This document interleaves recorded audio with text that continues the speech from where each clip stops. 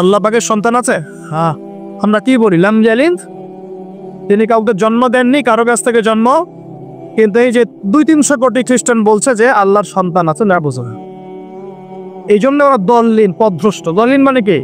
পথভ্রষ্ট। তো নবীজি স্পষ্ট বলছেন যে গায়রিল মাগদুবি আলাইহিম ওয়ালাদ-দাল্লিন। এখানে মাগদুব আর দল্লিন মানে হচ্ছে, মাগদুব হলো ইহুদিরা, গজবপ্রাপ্ত, আর দল্লিন হচ্ছে নাসারা বা খ্রিস্টান।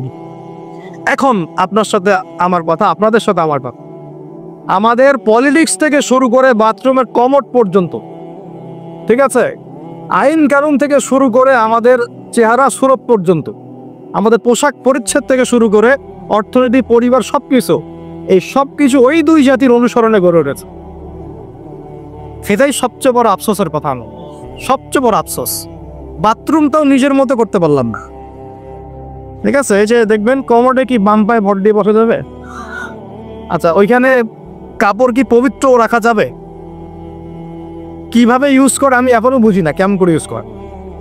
ঠিক আছে, আরো নতুন পদ্ধতি আসছে, এটা শুনলে আরো হাসবেন। বিভিন্ন জায়গায় যাওয়া হয়, আলহামদুলিল্লাহ। আল্লাহ বলেছেন সিরু ফিল আরদ, জমিনে বিচরণ করো। আল্লাহ বলেছেন কোরআনে সিরু ফিল আরদ, তোমরা জমিনে ঘুরে দেখো। ফানজুর কাইফা কানা আকিবাতুল মুকাদ্দিবিন, দেখো যে আল্লাহকে যারা মিথ্যা প্রতিপন্ন করেছে, আল্লাহর সাথে সীমা লঙ্ঘন করছে, ওদের কি পরিণত হয়েছে। দেখলাম যে এখন ইংলিশ টয়লেটও গায়ে এখন দিয়ে রাখছে কিছু কিছু বাটি। কি দিয়ে রাখছে? ছোট ছোট টুকরা দিয়ে আছে প্লাস্টিকের, এবং হ্যাঁ সিরামিক্সের মনে হয়। তো ওইখানে দাঁড়ায় দাঁড়াই করতে হয়, 1 নাম্বার করলে দাঁড়ায় দাঁড়াই করতে হয়, এবং সবগুলো একই মাপের দেয়া আছে। এখন যদি ব্যক্তির কারো হাইট হয় 6 ফিট, কারো 5 ফিট, কারো 4 ফিট, কারো 2 ফিট, 3 ফিট, এই পার্থক্যে কিভাবে সে মেকআপ করবে আল্লাহ বাবু জান। এর কেমন করে ম্যাচ করবে আল্লাহ বাবু জান। কাউকে টুলের উপর দাঁড়াই করতে হবে, কাউকে নিচু হয়ে করতে হবে, মানে মাপ তো একই। আরও যে কি কি দেখতে হবে আল্লাহ ভালো জান।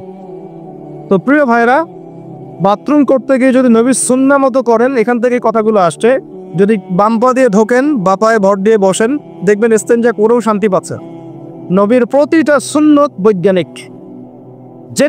যে সুন্নত আপনি পালন করবেন, আপনি বৈজ্ঞানিক উপকারিতাও পাবেন ইনশাআল্লাহ। এই যে একটু আগে এক ভাই বলছিল আপনি তো খানি না হুজুর, 1 চামচ কি 1.5 চামচ ভাত খাচ্ছে, খানি না। আমি বললাম যে আমি কম খাওয়া হুজুর, কারণ নবী সাল্লাল্লাহু আলাইহি ওয়াসাল্লাম কি শিখিয়েছে? তিনি বলেছেন আমরা যা খাই না, তিনি নবী হওয়ার পরে মনে হয় সেটাও খেতে পারেন নাই। বিশ্বাস করছেন না?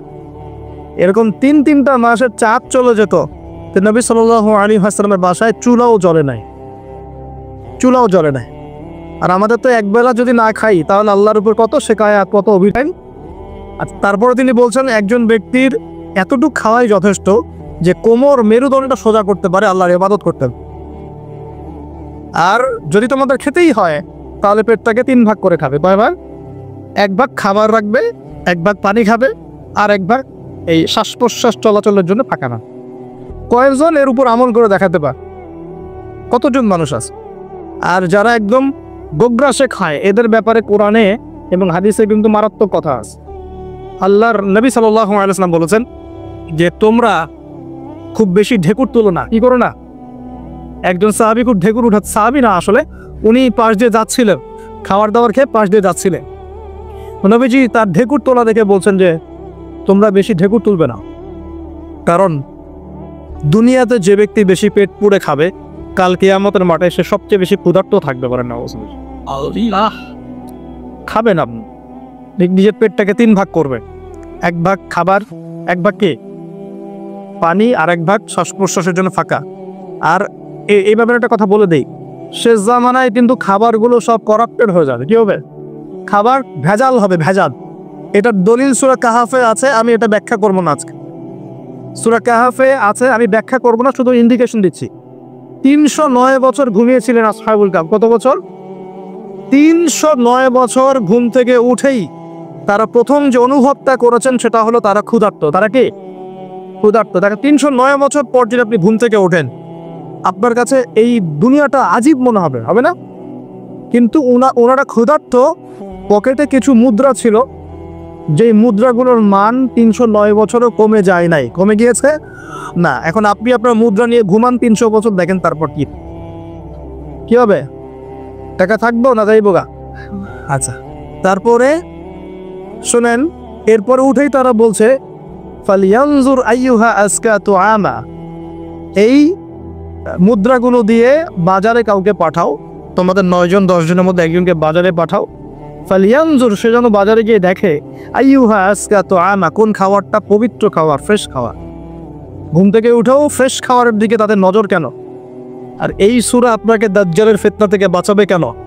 আর দাজ্জালের যুগেই বা সব, দাজ্জালের শাসনের যুগে সব খাবারগুলো আস্তে আস্তে ম্যানুফ্যাকচার্ড এবং ভেজাল হচ্ছে কেন? এগুলোর মধ্যে মিল আছে না? তার মানে যত জামানা শেষের দিকে যেটা থাকবে, খাবারে ভেজাল তত বাড়তে থাকবে।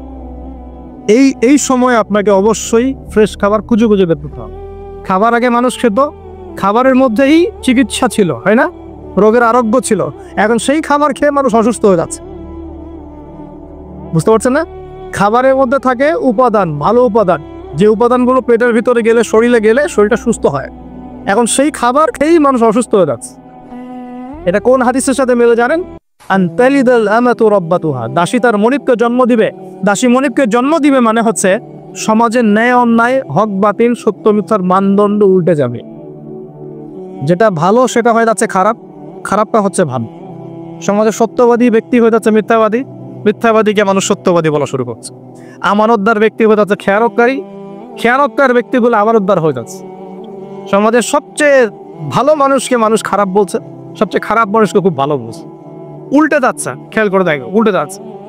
বাবা এখন বাবার হাতে ছেলে মায়ের খাচ্ছে, ছেলের হাতে মা মায়ের খাচ্ছে, এরকম হচ্ছে না? যাকে একটা দায়িত্ব দিয়ে রাখবেন, এবং তোমার উপর আমি বিশ্বাস করলাম, দায়িত্ব দিলাম, সে আপনার বিশ্বাস ভঙ্গ করে রেখে দিচ্ছে। এই হচ্ছে না? বিশ্বাস উড়ে যাচ্ছে, প্রতারণা বাড়ছে। মানে কি? মানুষ আল্লাহ পাকের হালালগুলোকে হারাম করে নিচ্ছে, হারামগুলো হালাল করে নিচ্ছে। বুঝতে পারছেন না? হালালগুলোকে মানুষ আস্তে আস্তে হারাম করতেছে, হারামগুলোকে আস্তে আস্তে হালাল করতেছে। এটা হচ্ছে না? বলছে, খুব খেয়াল করে। এখানে খাবার খেয়ে আপনার উপকার পাওয়ার কথা, খাবার খেয়ে আপনি অসুস্থ হয়ে যাচ্ছে। উল্টা হচ্ছে, উল্টা চলতেছে দুনিয়া। দুনিয়া কি চলছে? উল্টা। ছেলে পড়ছে মেয়ের পোশাক, মেয়ে পড়ছে ছেলের পোশাক।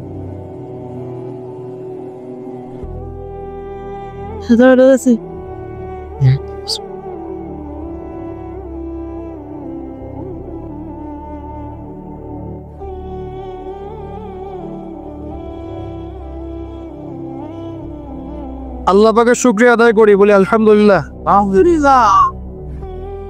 নবী সাল্লাল্লাহু আলাইহি ওয়াসাল্লামের প্রতি দরুদ পেশ করি, বলি আল্লাহুম্মা সাল্লি আলা মুহাম্মাদ, আল্লাহুম্মা বারিক আলা মুহাম্মাদ। সম্মানিত উপস্থিতি, যে কথা বলছিলাম, পরিবেশটা একটু রক্ষা করেন। আমরা খুব লম্বা করবো না, গুছাই শেষ করছি। আমরা যে পয়েন্টে ছিলাম সেটা হলো যে আমরা যদি আমাদের জীবনের প্রতিটা কাজ দুইটা শর্ত মেনে চলি, তাহলে প্রতিটা কাজ কি হবে বলেন? ইবাদত হবে। কি হবে? ইবাদত। শর্ত নাম্বার 1, প্রত্যেকটা কাজ করতে হবে আল্লাহর সন্তুষ্টির জন্য। কার সন্তুষ্টির জন্য? আর 2 নাম্বার, প্রত্যেকটা কাজ করতে হবে একজন ব্যক্তির আদর্শে। তার নাম কি?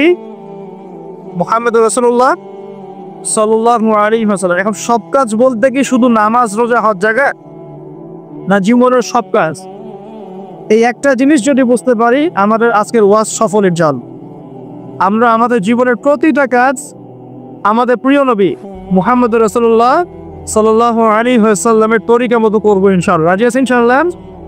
তাহলে এখন বলেন, 5 ওয়াক্ত নামাজ নবীর তরিকায় পড়া যাবে তো ইনশাআল্লাহ? নবীর তরিকায় নামাজ মানে ধীর স্থির ভাবে নামাজ। আমি এই তর্কে যাবো না, হাত বাঁধবেন কোথায়, ঠিক আছে? ওই তর্ক সবাই করে না, ওই তর্ক সবাই করে না। এই মাসআলাগুলোকে নিয়ে যারা মুফতি আছেন তারা কথা বলেন, আমি মুফতি নই। অতএব এই মাসআলাগুলোকে নিয়ে আমি আপনাদের সাথে কোনো কথা বলছি না। আমি বলছি আপনাদেরকে, নামাজ প্রতিষ্ঠা করা, কায়েম করার মানে হচ্ছে নামাজটা হতে হবে নবীর মতো খুশু খুজুতে। খুশু খুজু কি জিনিস? নামাজটা ধীর স্থিরভাবে হবে। নামাজে কি পড়ছি সেটা বোঝার চেষ্টা করতে হবে। নামাজে কি বলছি আল্লাহর সাথে সেটা বোঝার চেষ্টা করতে হবে। নামাজে রুকুর অর্থ কি, তাসবিহ কি, সেজদায় আমি কি পড়ি, 2 সেজদার মাঝখানে দোয়ার অর্থ কি, তাশাহুদ, দরুদ, দোয়া মাসুরের অর্থ কি, নামাজের সেজদায় আমি বেশি বেশি দোয়া করতে পারছি কিনা, নামাজ পড়েও আমি গোনা থেকে বেঁচে থাকতে পারছি কিনা, এই বিষয়গুলো বেশি ইম্পর্টেন্ট। আমি কি বোঝাতে পারছি? নামাজ ধীর স্থিরভাবে, রিল্যাক্সে, তাড়াহুড়ো নাই, বুঝে বুঝে পড়ার চেষ্টা করবেন, আল্লাহ পাক তৌফিক দান। যারা নামাজ ধরি ছেড়ে দেই তাদের জন্য একটা হাদিস, নবী সাল্লাল্লাহু আলাইহি ওয়াসাল্লাম বলেছেন, মান তারাকা সালাতান মুতাআম্মিদান ফাকাদ কাফার। মনে রাখবেন, নবীজি বলেছেন, কেউ যদি তার উপরে অর্পিত ফরজ নামাজ ছেড়ে দেয়, নামাজ ওরাকে জরুরি মনে করে না, ফাকাদ কাফার, সে ব্যক্তি কুফরি করলো। নামাজ কি ছাড়বো ভাই? ইনশাআল্লাহ আল্লাহ পাক আমাদের সবাইকে 5 ওয়াক্ত নামাজি বানিয়ে দেন বলি আমি। রমজান মাস আসার আগেই নামাজের স্পিড আবার ধরতে হবে, পারবো ইনশাআল্লাহ। আল্লাহ আমাদের সবাইকে কবুল করুন বলি আমি। এবং রমজান মাসের সুস্থতার সাথে রোজা রাখার তৌফিক দান করুন। রমজান শব্দটা যখন এসেই গেল, তো আর দুটো কথা বলি। রমজান মাসের সবচেয়ে বড় বৈশিষ্ট্য হচ্ছে এই মাসে আল্লাহ পাক কোরআন নাজিল করেছেন। কি করেছেন? এখন সারা বিশ্ব জুড়ে একটা ইস্যু চলছে না, কোরআন ইস্যু, কোরআন পুড়িয়ে দেয় ইস্যু না আছে? যে কোরআন কুড়িয়ে দিয়েছে, আমার দৃষ্টিতে তার চেয়ে বড় অধম সেই ব্যক্তি যে মুসলিম পরিবারে জন্মগ্রহণ করেও কোরআন তেলাওয়াত করা শেখেন। হয়তো আমার কথা বুঝতে পারছেন। কোরআন একজন পুড়িয়ে দিয়েছে, যদি আমার ক্ষমতা থাকতো ওর গর্দান নামাই দিতাম, কিন্তু তার চেয়েও বড় অপরাধী আমার কাছে আছে, আমাদের চোখে আছে। কে? যে মুসলিম পরিবারে 20-30-40 বছর থেকে আছে, মুসলিম সমাজে, মুসলিম পরিবারে নামাজে যায়, ইমামদেরকে চেনে, আলেমদের সাথে সম্পর্ক আছে, এরপরেও সে কোরআন তেলাওয়াত করতে পারে না। এ বড় অপরাধী আমার কাছে। কে বড় অপরাধ? এটা লজ্জার না? একটা মুসলিম পরিবারের থেকে আমি কোরআন তেলাওয়াত করতে জানবো না, লজ্জার না? নাকি আপনারা সেই সব শায়েখ হতে যাচ্ছে, এ কোরআন তেলাওয়াতও করতে জানে না, বাহাসের জন্য ডাকে মানুষ? দেখেন নাই এরকম আছে না? মনে হয় যেভাবে ইসলাম পালন করা যাবে। ইসলামের জ্ঞান অর্জনের প্রথম ধাপটাই হচ্ছে বিশুদ্ধ করে কোরআন তেলাওয়াত করা। প্রথম ধাপ কি? আগে বিশুদ্ধ করে কোরআন তেলাওয়াত করা শিখতে হবে, এরপরে আসবে কোরআন হিফসের ব্যাপার, আরবি ব্যাকরণ শেখার ব্যাপার, কোরআনের তাফসীর করার ব্যাপার, হাদিসের ইবারত পড়ার যোগ্যতা অর্জন করা, আস্তে আস্তে আকীদা পড়বে, উসুলের বই পড়বে, ফিকহের বই পড়বে, তারপর এই যে আপনার কুতুবে সিত্তা পড়ে শেষ করবে, তারপরে গিয়ে সে মাশাআল্লাহ একজন দায়ী, আলেম, মুফতি, এগুলো হচ্ছে আলহামদুলিল্লাহ। তো শুরুটা কোত্থেকে হচ্ছে? কোরআন বিশুদ্ধ করে তেলাওয়াত করা। এই শুরুটাই যদি আমাদের ঠিক না হয়, তাহলে কি কোরআন ঘরে রেখে খালি চুম খেলে হবে? কোরআনকে খালি চুমু খাওয়ার জন্য? কোরআন থেকে তাবিজ লেখার জন্য? কোরআন বাবা মারা গেলে কোরআন তেলাওয়াত করবে এই জন্য? 40 দিন কোরআন তেলাওয়াত করবে এই জন্য? কেউ মারা গেল, ব্যাস আমরা কোরআন দিয়ে একটা মাহফিল করে দিলাম, ব্যাস সব হয়ে গেল না? আস্তাগফিরুল্লাহ। আল্লাহ পাক আমাদের সবাইকে যেন কোরআন তেলাওয়াত শেখার তৌফিক দান করেন। একটা চ্যালেঞ্জ গ্রহণ করেন যে আমি নিজে কোরআন তেলাওয়াত করা শিখবো, আরো 10 জনকে শিখাবো। পারা যাবে না? যদি এই একজন প্রত্যেকে যদি নিজে শিখি, আর প্রত্যেকে যদি 10 জন করে শিখাতে পারি, শোনেন, প্রত্যেকে যদি নিজে শিখি এবং নিজ নিজ পরিবার বা নিজের আমার আন্ডারে যারা আছে, মনে করেন আপনি একজন একটা গার্মেন্টসের মালিক, আপনার আন্ডারে অনেক মানুষ চাকরি করে না? নিজে নামাজ পড়লেন, নিজে কোরআন তেলাওয়াত করে শিখলেন, আপনি যদি তাদেরকে নৈশকালীন কোরআন শেখার সবার নেকি আপনি পাচ্ছেন না? আপনার পরিবারে আপনি নামাজ পড়েন, এখন আপনি কোরআন তেলাওয়াত করতে জানেন, এখন আপনার মা, বোন, স্ত্রী, সন্তানদেরকে আপনি শেখালেন, এই পুরো পরিবারটা কোরআনওয়ালা হলো না? একটা সমাজের দায়িত্বশীল আমি। হ্যাঁ, চেয়ারম্যান সাহেব মনে করেন বললেন যে আমি নামাজ পড়ি, আমি কোরআন তেলাওয়াত করতে জানি, আমি এলাকার সব মানুষকে কোরআন তেলাওয়াত করা শেখাবো। পারা যাবে না? এভাবে যদি সবাই দায়িত্ব নেই, আমার বিশ্বাস 10 বছরের মধ্যে বাংলাদেশের 16 কোটি মানুষের কোরআন শেখানো যাবে। ওই দিন আর স্লোগান তুলতে হবে না, জাল কোরআনের আলো ঘরে ঘরে চান, অটোমেটিকলি সবার ঘরে কোরআন জ্বলে যাবে। জানবে না? এই কাজটা না করে খালি স্লোগান দিলে কাজ হবে? বলেন তো কাজ হবে? এই যে একটা আয়াতই বললাম, গায়রিল মাগদুবি আলাইহিম ওয়ালাদ-দাল্লিন, এখন তো বুঝলেন আয়াতের অর্থ কি? আল্লাহর রাসূল আমাদেরকে বলছেন তোমরা ইহুদিদের পথ অনুসরণ করো না, তোমরা নাসারাদের পথ অনুসরণ করো না। কিন্তু বাস্তবতা হচ্ছে আমার সব ক্ষেত্রেই ওদের আদর্শই চলছে না? আপনার বিয়ে শাদী, বিয়ের আগের অনুষ্ঠান, গায়ে হলুদ, আপনার পরিবার, আপনি যে মিডিয়াগুলো দেখছেন সেই মিডিয়াগুলা, হ্যাঁ, আপনার পলিটিক্যাল সিস্টেম, সুদভিত্তিক অর্থনৈতিক সিস্টেম, তারপরে আপনার কি বলবো, দেহের দেহের পোশাক পরিচ্ছদ, লেবাস পোশাক, চেহারা সুরত সবকিছু ওদের মতো না। আমি তো দেখালাম এমনকি বাথরুমের কমর পর্যন্ত ওদের মতোই, তাই না? তো এখন এই একটা আয়াত বুঝলেই আপনি বুঝতে পারছেন যে আসলে সব উল্টা চলছে। এখন যদি পুরো কোরআনটা বুঝতে পারি, পুরো কোরআনের ৬,২৩৬টা আয়াতই বুঝতে পারি, তাহলে এই সমাজটা পরিবর্তন হতে সময় লাগবে। এই কারণেই তো কোরআন থেকে দূরে সরানোর জন্য এত পায়তারা চলছে। মানুষ চাচ্ছে, এক শ্রেণীর মানুষ চাচ্ছে বিশ্বের যে মুসলিমরা যেন কোরআন থেকে দূরে সরে যায়। তারা জানে যদি আমরা কোরআন থেকে দূরে সরে যাই আমাদেরকে শাসন করা সহজ হবে। ওই পশ্চিমারা আমাদেরকে শাসন সহজেই করতে পারে। আর আমরা যদি কোরআনকে আঁকড়ে ধরি, ওদের বাপেরও ক্ষমতা নেই আমাদেরকে শাসন করে ইনশাআল্লাহ, বরং আমরা ওদেরকে শাসন করবো ইনশাআল্লাহ। আমরা করি না মনে করছেন? 1200 কত বছর? 1200 বছর করেছি। কত বছর? বিশ্বাস করছেন না? ইতিহাস পড়েন, নবী সাল্লাল্লাহু আলাইহি ওয়াসাল্লামের যুগ থেকে শুরু করে এই তো 1914 সাল পর্যন্ত আমরা সারা বিশ্ব শাসন করেছি। মনে হচ্ছে গেল গল্প। এখন বিগত 70, 80, 100 বছরে আপনার কাছে মনে হচ্ছে যে শক্তি তো সব ওদের হাতে চলে গেছে, আমাদের হাতে নাই। ইনশাআল্লাহ তাআলা আবার ফিরে আসবে ইনশাআল্লাহ। তবে ওই যে বললাম এমনি এমনি আসবে মান্না সালোয়ার মতো, নাকি আমাদের কিছু দায়িত্ব আছে ভাই? এই যে প্রথম এক ভাই বলেছিল না কি করতে হবে, এখন শোনেন কি করতে হবে। 1 নাম্বার, আমাদের সবাইকে তওবা করে ফিরে আসতে হবে। কি করতে হবে? সূরা নূর পড়ছিলাম আসার সময়, আল্লাহ পাক বলেছেন তুবু ইলাল্লাহি জামিআন আইয়ুহাল মুমিনুন লাআল্লাকুম তুফলিহুন। তোমরা সবাই একসাথে, হে মুমিনগণ তোমরা সবাই একসাথে আল্লাহর কাছে তওবা করো যাতে তোমরা সফল হতে পারো। আগে কি করতে হবে? আল্লাহকে বলতে হবে আল্লাহ আমরা ব্যক্তিগতভাবে, পারিবারিকভাবে, সামাজিকভাবে, রাষ্ট্রীয়ভাবে যত পাপ করেছি আল্লাহ সব মাফ করে দাও। আল্লাহ আমরা তোমাকে ভালোবাসি, তোমার নবীকে ভালোবাসি, তোমার কালামকে ভালোবাসি, আমরা জান্নাতে যেতে চাই, দুনিয়াতেও সফল হতে চাই। আল্লাহ তুমি আমাদেরকে মাফ করবে এবং আগামী পুরো জিন্দেগি আল্লাহ তুমি আমাদেরকে 5 ওয়াক্ত নামাজি বানায় দাও, কোরআনওয়ালা বানায় দাও, সুন্নতওয়ালা বানায় দাও, আপসে মিল মহব্বত বানায় দাও, আমাদেরকে তোমার পক্ষ থেকে বেহিসাব রিজিক দান করো এবং এমনভাবে চলার তৌফিক দাও যাতে আমরা আবার বিশ্বের সেই শাসন ফিরে পাই ইনশাআল্লাহ। দোয়া করা যাবে না? 1 নম্বর কাজ তওবা করে ফিরে আসা। 2 নম্বর হচ্ছে বেশি বেশি জ্ঞান অর্জন করা। কি করা?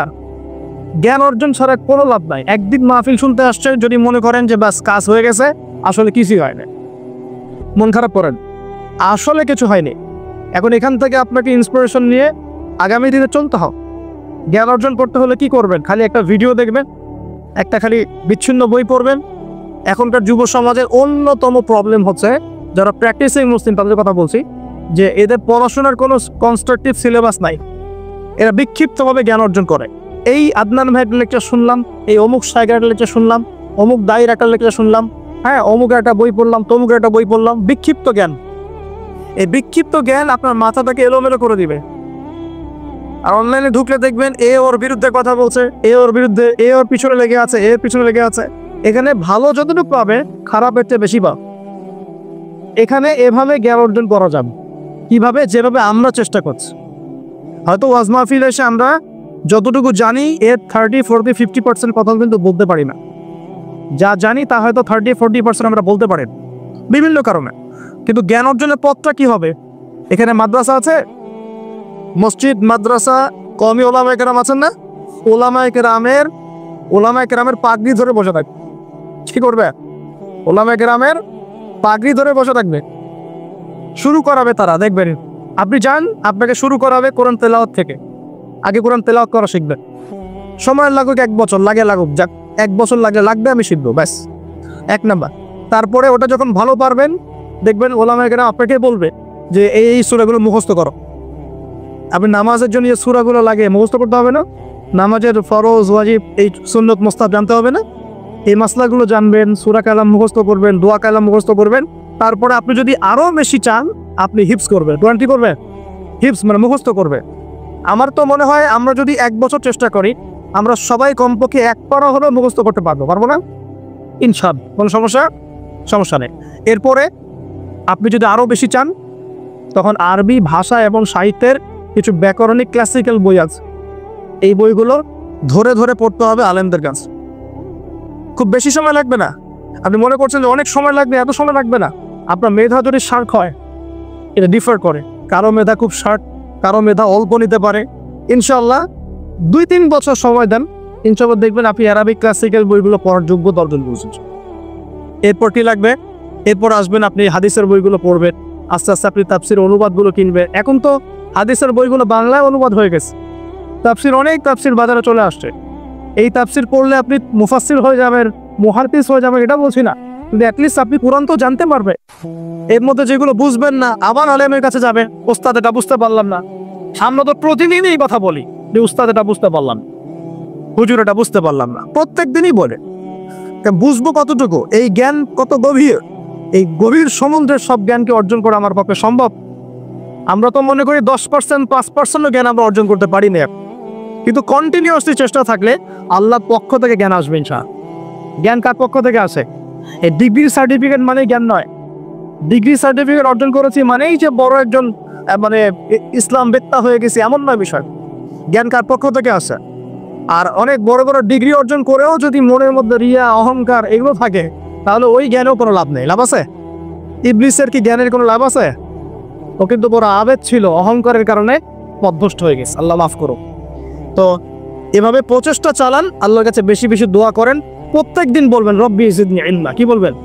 রব্বি জিদনি ইলমা। বলবেন রব্বি ইশরাহ লি সাদরি ওয়া ইয়াসসির লি আমরি ওয়াহলুল উকদাতাম মিন লিসানি ইয়াফকাহু কওলি আল্লাহুম্মা ফাক্কিহনি ফিদ-দীন ওয়া আল্লিমনি আত-তা'ওয়িল। এগুলো দোয়া করবেন। এই দোয়াগুলো করতে থাকলে দেখবেন ইনশাআল্লাহ আপনি জ্ঞান পাবেন, আল্লাহর পক্ষ থেকে জ্ঞান পাবেন। তো তওবা করার পর প্রথম কাজ কি ভাই? বলেন, জ্ঞান অর্জন করা। ইকরা বিসমি রাব্বিকাল্লাযী খালাক। আর এই জ্ঞান নিয়ে তো অনেক কথা হচ্ছে না? এখন এই জ্ঞান অর্জন করবেন কোন জ্ঞান? যে জ্ঞান আপনাকে আল্লাহ এবং তার রাসূলের দিকে নিয়ে যাবে, সেই জ্ঞান অর্জন করবে। যে জ্ঞান আপনাকে আল্লাহ এবং রাসূল থেকে দূরে সরাই দিবে, সেই জ্ঞান অর্জন করতে যাও। ব্যাস, কথা শেষ। এখন আপনি নিজেই বুঝতে পারবেন কোন জ্ঞান আপনাকে আল্লাহর দিকে নিচ্ছে আর কোন জ্ঞান আপনাকে আল্লাহ থেকে দূরে সরাচ্ছে। শুধুমাত্র ইসলামিক জ্ঞানই কি অর্জন করব, না বৈষয়িক জ্ঞানও দরকার আছে? উত্তর, অবশ্যই বৈষয়িক জ্ঞানও দরকার আছে। এটাই উত্তর। এই বৈষয়িক জেনারেল জ্ঞানগুলো অর্জন না করলে কোরআন সুন্নাহকে হাতে নিয়ে বিশ্বকে চ্যালেঞ্জ করা যাবে। বুঝতে পারছেন না কথা? কোরআন সুন্নাহর জ্ঞান থাকবে ভিতরে, আবার আপনার মধ্যে সমকালীন জ্ঞানগুলো থাকবে। এরপরে দেখবেন ইনশাআল্লাহ আপনি ডিনামাইট। ইনশাআল্লাহ আপনি পলিটিক্স বুঝবেন, আপনি সোশ্যাল অ্যাফেয়ার্স বুঝবেন, আপনি পলিটিক্যাল অ্যাফেয়ার্স বুঝবেন, ওয়ার্ল্ড অ্যাফেয়ার্স বুঝবেন, ইকোনমিক সেকশন বুঝবেন, সবই বুঝবেন ইনশাআল্লাহ। তাহলে আপনি তখন জনশক্তি হবেন। কি হবেন? জনশক্তি। এর সাথে দরকার কারিগরি শিক্ষা। কি শিক্ষা? এই শিক্ষাটাও খুব দরকার। কারণ চাইনিজরা দেখেন না, কারিগরি শিক্ষার এবং কৃষি শিক্ষায় মানে দক্ষ হওয়ার ফলে তারা কৃষি জমি বাড়াতে পেরেছে, প্রবৃদ্ধির হার বাড়াতে পেরেছে, এবং কারিগরি শিক্ষা, প্র্যাকটিক্যাল শিক্ষিত হয়ে ওরা সারা বিশ্বের ডিভাইস যন্ত্রগুলো তৈরি করছে এবং সারা বিশ্বের মার্কেট দখল করে বসে আছে। আপনার হাতে যে ফোনটা, ওটাও দেখবেন তারই তৈরি কর। তাহলে এই শিক্ষাটা বেশি ইম্পর্টেন্ট, প্র্যাকটিক্যাল শিক্ষা। তো প্রথম কথা ভাই, তওবা করে ফিরে আসতে হবে। দ্বিতীয় কথা হচ্ছে অবশ্যই সবাইকে কি করতে হবে ভাই? জ্ঞান অর্জন করতে হবে। জ্ঞান অর্জনের একটা সিলেবাস আছে, এটা বললাম। কোরআন শেখেন, আরবি শেখেন, হাদিস পড়া শেখেন, ওলামায়ে কেরামের সহমতে থাকেন, ইনশাআল্লাহ তাআলা আল্লাহ আপনাকে জ্ঞান দিবেন ইনশাআল্লাহ। আর জ্ঞান আসা মাত্রই যে আমি সবকিছু বুঝে ফেলবো তা নয়। জ্ঞান অর্জন একটা ক্রমবর্ধমান সিলসিলা। দোলনা থেকে কবর পর্যন্ত শেখার কোনো শেষ আছে? আল্লাহ পাক আমাদের সবাইকে জ্ঞান অর্জন করার তৌফিক দান করুন। এরপর কি, ওই যে আল্লাহ পাক ইবাদত করতে পাঠিয়েছেন দুনিয়ায়, তাই যতটুকু জানবো ততটুকু আমল করবো ইনশাআল্লাহ। পারা যাবে তো ইনশাআল্লাহ? যা জানি আমল করবো ইনশাআল্লাহ। জেনেছি আজকে আমি যে সুবহানাল্লাহ পড়লে 100 বার সুবহানাল্লাহ পড়লে 1000 নেকি হয়, বাস আমল করা শুরু করবো। জেনেছি আজকে কোরআনের একটা হরফ পড়লে 10 নেকি হয়, কোরআন তেলাওয়াত করবো ইনশাআল্লাহ। এখনই জেনেছি সূরা কাহাফের প্রথম 10 আয়াত মুখস্থ করলে আল্লাহ দাজ্জাল থেকেও বাঁচাবে, মুখস্থ করে দিন ইনশাআল্লাহ। একটু আগে জানলাম ঘুমানোর আদব কি, আজকে আমল করবো ইনশাআল্লাহ। একটু আগে জানলাম ইস্তেনজা করার আদব কি, আজকে আমল করবো ইনশাআল্লাহ। যা জানবো আমল করবো ইনশাআল্লাহ। পারা যাবে ইনশাআল্লাহ। এবং নিজে আমল করব, সবার আগে নিজের পরিবারে প্রতিষ্ঠা করব। আগে সমাজে দৌড় দিব না, আগে কোথায় দৌড় দিব? আগে পরিবার। আমার পরিবারে যদি বেনামাজি থাকে আমার সন্তান সন্ততি, আর আমি নামাজের ওয়াজ করে বেড়াই, মানুষ শুনবে? আমার পরিবারে আল্লাহ না করুক যদি নিজের বউ বেপর্দায় চলে, হ্যাঁ, আর আমি যদি আসে আপনাকে পর্দার ওয়াজ করে, আপনি শুনবেন? কোনোদিনও শুনবেন। এ কারণে আগে নিজের পরিবারের মধ্যে কায়েমের চেষ্টা করতে হবে। এখানে একটা কথা বলে রাখি, অনেক চেষ্টা করার পরেও কখনো কখনো পরিবারের লোকজন নাও শুনতে পারে। বুঝতে পারেন? অনেক চেষ্টা করেছেন, তারপরেও পরিবারের লোক শুনছে না। এমন হতে পারে না? নূহ আলাইহিস সালামের ক্ষেত্রে হয় নাই, লূত আলাইহিস সালামের ক্ষেত্রে হয়নি, হয়েছে। তাই বলে হতাশ হবেন না, তখন ওদের হিসাব ওরা দিবে, আপনার হিসাব আপনি দিবেন। আপনি আপনার মতো চেষ্টা করেছেন, আল্লাহ পাক তৌফিক রাখুন। পরিবারে প্রতিষ্ঠা করব আমল, এরপরে আমি সমাজে দাওয়াতি কাজ করব। দুটো কাজ করব, এক আমর বিল মারুফের কাজ করব, সবাইকে সৎ কাজে আদেশ করব, সৎ কাজে আদেশ করব। আর বই তানহাউনা আনিল মুনকার ওয়ান নাহি আনিল মুনকার, এই কাজ করব, মানুষকে আমি অন্যায় থেকে নিষেধ করব ইনশাআল্লাহ। কেন? কারণ আল্লাহ পাক সূরাতুল আলী ইমরানের 110 নম্বর আয়াতে বলেছেন, কুনতুম খায়রা উম্মাহ, তোমরা হচ্ছে শ্রেষ্ঠ জাতি। তোমরা মানে আমরা, উম্মতে মুহাম্মাদি। তোমাদের কাজ তিনটা। কুনতুম খায়রা উম্মাহ উখরিজাত লিন-নাস, তোমাদেরকে মানব জাতির কল্যাণের জন্য বের করা হয়েছে। তা'মুরুনা বিল মারুফ, তোমরা সবাই মানুষকে সৎ কাজে আদেশ করবে। ওয়া তানহাউনা আনিল মুনকার, সবাই তোমরা অসৎ কাজে নিষেধ করবে। ওয়া তু'মিনুনা বিল্লাহ, আল্লাহর প্রতি ঈমান রাখবে। এই তিনটা আমাদের কাজ। আল্লাহ পাক আমাদের সবাইকে এই আমর বিল মারুফ নাহি আনিল মুনকার এই আমল করার তৌফিক দান করুন। এগুলো শেখার জন্য তাবলীগ জামাত একটা ভালো প্ল্যাটফর্ম। ওখানে যাবেন, সময় লাগাবেন, আপনাকে সুন্নত শেখাবে, নামাজের ট্রেনিং দেওয়া হবে, নামাজ পড়া শেখাবে, আপনাকে দাওয়াত দেওয়া শেখাবে। সীমাবদ্ধতা সবার মধ্যেই আছে, তারপরে আমাদেরকে এই ধাপগুলো অতিক্রম করেই সামনের দিকে যেতে হবে। আল্লাহ পাক তৌফিক দান। আর এটা খুবই দুঃখজনক যে এখন আমাদের এই ভাইদের মধ্যেও অনেক সময় কিছু ফিকশন দেখা যাচ্ছে। আমরা দোয়া করে আল্লাহ পাক তাদের মধ্যে এই যে বিভক্তি, আল্লাহ পাক এই বিভক্তিটাকে দূর করে দিন। আমি ঐক্যবদ্ধ আর তৌফিক দান করুন বলিয়া খুবই আফসোসের বিষয় এগুলো। আল্লাহ পাক আমাদেরকে হেফাজত করুন, বোঝার তৌফিক দান করুন। ওয়া'তাসিমু বিহাবলিল্লাহি জামিআন ওয়া লা তাফাররাকু, আল্লাহ বলেন তোমরা সবাই আল্লাহর রজ্জু একসাথে ধরো, ঐক্যবদ্ধভাবে, দলে দলে বিভক্ত হয়েও না। এই ছোটখাটো বিষয়গুলোকে নিয়ে আমরা আস্তে আস্তে 73 দল তো কত আগেই হয়ে গেছে, এখন 73,000 দল হয়ে গেছে। আল্লাহ কিন্তু এটা আমাদের জন্য ক্ষতির কারণ। এগুলোকে উস্কে দিবেন না, বরং তাদের মধ্যে মিউচুয়াল করার চেষ্টা করতে হবে। আল্লাহ পাক তৌফিক না। প্রিয় ভাইরা, আমরা আমর বিল মারুফ নাহি আনিল মুনকারের কাজ করব এবং পাশাপাশি পারিবারিক আদর্শ ঠিক করব, আর অবশ্যই হালাল খাওয়ার চেষ্টা করব ইনশাআল্লাহ। নিজেদের যে প্রতিভা আল্লাহ পাক দিয়েছেন, কাউকে ক্ষমতা দিয়েছেন, কাউকে অর্থ দিয়েছেন, কাউকে বলার যোগ্যতা দিয়েছেন, কাউকে লেখার যোগ্যতা দিয়েছেন, ঠিক আছে? যাকে আল্লাহ পাক যা দিয়েছেন আল্লাহর পক্ষ থেকে, এটাকে দিনের কল্যাণে কাজে লাগানোর চেষ্টা করবো ইনশাআল্লাহ তাআলা। দেখবেন ইনশাআল্লাহ আবার সেই সোনালী দিন ফিরে আসবে ইনশাআল্লাহ, যেদিন আমরা নিজেরাও আমল করব, পরিবারও সুন্দর হবে, সমাজও সুন্দর হবে, ইসলাম এই জমিনেও বিজয়ী হবে ইনশাআল্লাহ, আর আখিরাতেও তো জান্নাতে যাবো ইনশাআল্লাহ। আল্লাহ পাক আমাদের সবাইকে এই দুনিয়াতে আসার উদ্দেশ্যটা মনে রাখার তৌফিক দান করি। আল্লাহ বলেছেন দুনিয়ায় পাঠিয়েছি আল্লাহর ইবাদত করার জন্য, অন্য কোনো কারণে না। দুইটা কাজ করলে ইবাদত হবে, এক প্রতিটা কাজ আল্লাহর সন্তুষ্টির জন্য করব, দুই নবীর সুন্নাহ মতো করব। এর ফলে কি হবে? এর ফলে আমরা সেই গন্তব্য অর্জন করব যেটা সূরা আলে ইমরানের 185 নম্বর আয়াতে বলা আছে। কত নম্বর আয়াত? 185। এটাই শেষ আয়াত।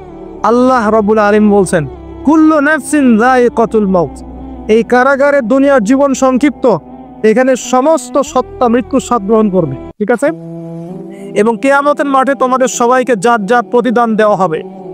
এবার তোমাদের গন্তব্য শোনো, ফামান যুকজিহা আনিন নার, ওই দিন যাকে জাহান্নামের আগুন থেকে বাঁচানো হবে, ওয়া উদখিলাল জান্নাহ, এবং জান্নাতে ঢুকিয়ে দেওয়া হবে, ফাকাদ ফাজ, ওই ব্যক্তি হচ্ছে সফল। This is the real definition of success.